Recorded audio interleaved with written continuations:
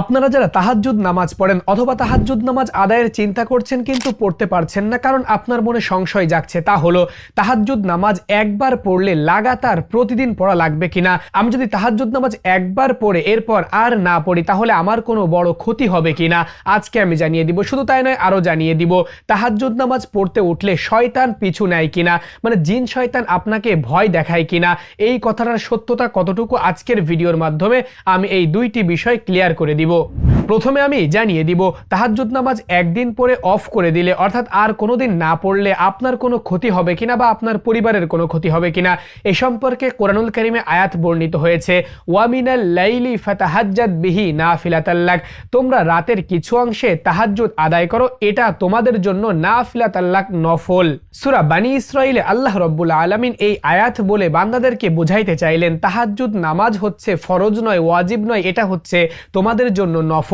আর সুপ্রিয় দর্শক, নফল ইবাদত আপনার ইচ্ছা হলে আপনি করবেন, না ইচ্ছা হলে ছাড়ান দিবেন, কোনো সমস্যা নাই।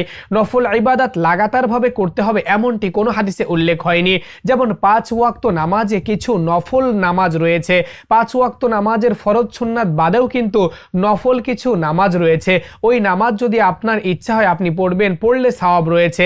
আপনি যদি না পড়েন তাহলে আপনার কোনো ক্ষতি হবে না, কোনো গুনাহ হবে না। ঠিক একইভাবে তাহাজ্জুদ নামাজ হচ্ছে নফল নামাজ, এটা না পড়লে আপনার কোনো ক্ষতি হবে না।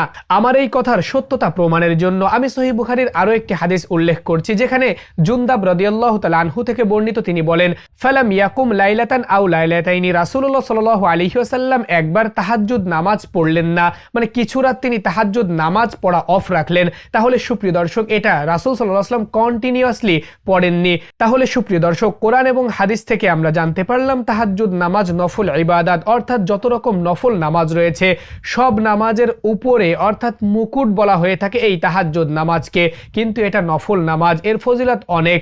নফল নামাজ হওয়ার কারণে যতই ফজিলতপূর্ণ হোক না কেন, আপনি যদি আদায় করে অফ করে দেন তাহলে আপনার কোনো গুনাহ হবে না, ক্ষতি হবে না। আপনি চাইলে কোনো রাত্রে ইচ্ছা হলে আদায় করতে পারবেন, কোনো রাত ইচ্ছা হলে আদায় করবেন না, এর জন্য আপনার কোনো গুনাহ হবে না, আপনার পরিবারের বা আপনার নিজের কোনো ক্ষতি হবে না। 2 নম্বরে যে প্রশ্নটি পেয়ে থাকি, তাহাজ্জুদে উঠলে জিন শয়তান পিছু নেয়, এই কথাটার সত্যতা কতটুকু। সুপ্রিয় দর্শক, তাহাজ্জুদ নামাজের ব্যাপারে হাদিসে অসংখ্য ফজিলত বর্ণিত হয়েছে। এই ধরনের কথা কিভাবে সমাজে প্রচলন হলো আমি জানি না, তবে মনে হয় কিছু দুষ্টু লোক তাহাজ্জুদ থেকে মানুষকে বিরত রাখার জন্য এই ধরনের উদ্ভট কথা সমাজে ঢুকিয়ে দিয়েছে, প্রচলন করে দিয়েছে। এর কারণ হচ্ছে সুপ্রিয় দর্শক, আপনি আল্লাহ রাব্বুল আলামিনের ইবাদত করতে উঠছেন, যে আপনাকে সৃষ্টি করেছে, আপনার মালিক, যে আপনাকে খাওয়ান, যে আপনাকে লালন পালন করেন, যিনি আপনার মালিক, আল্লাহর জন্য আপনি ইবাদত করতে উঠছেন। অবশ্যই আল্লাহ তার স্পেশাল ফেরেশতাদের মাধ্যমে আপনাকে প্রোটেক্ট করবে, সিকিউরিটি দিবে। সেখানে জিন শয়তান আপনাকে ভীতি প্রদর্শন করবে, ভয় ভীতি দেখাবে, এটা তো নিতান্তই গর্হিত একটি কথা। এই ধরনের কথা কোরআন তো দূরের কথা, হাদিস শরীফেও উল্লেখ হয়নি যে তাহাজ্জুদ পড়তে উঠলে জিন শয়তান এসে অ্যাটাক করবে, বাধা দিবে, এইরকম কোনো কথা উল্লেখ হয়নি। অনেকেই বলবেন, হুজুর আমি তো তাহাজ্জুদ পড়তে উঠলে দেখা যায় পেছনে কেমন যেন একটা শব্দ হয়, বা মনে হচ্ছে পেছন থেকে কেউ আমার সাথে হাঁটছে, মনে হচ্ছে কেউ আমার দিকে তাকিয়ে আছে, এইরকমটা হয়।